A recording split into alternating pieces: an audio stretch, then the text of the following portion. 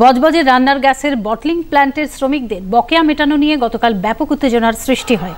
Bike ভাঙচুর, gas cylinder থেকে gas খুলে বাইরে বের করে বিক্ষোভ দেখানো হয়। ঘটনাস্থলে বিশাল পুলিশ বাহিনী আসে। ইন্ডিয়ান অয়েলের বটলিং প্ল্যান্টে লোডিং আনলোডিংয়ে প্রায় 3 বছরের টাকা বকেয়া ছিল ড্রাইভার ও খালাসিদের।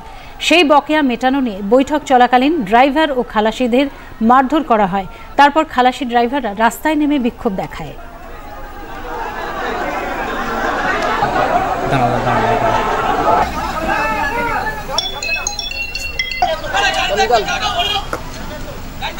সকলকে বলা হচ্ছে, সব নেতাদের সকলকে বলা হচ্ছে, আমাদের দিকে কেউ দেখছে না। আমাদের পিঠ দেয়ালে সেটে গেছে, আমাদের দেয়ালে পিঠ সেটে গেছে।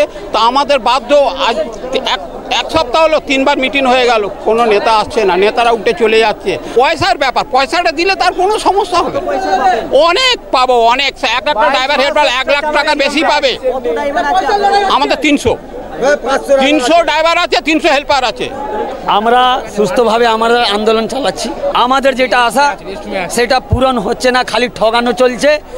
আমরা যে পয়সা পাওয়ার কথা সেটা আমাদেরকে ভুলভাল বুঝিয়ে দেওয়া হচ্ছে। আবার উল্টো আজকের আমরা যখন আবার এসে সবাই ড্রাইভার এক জায়গা হয়ে কথা বলবো, দেখি হট করে সব তোড়ে লোক আসতে যাবার।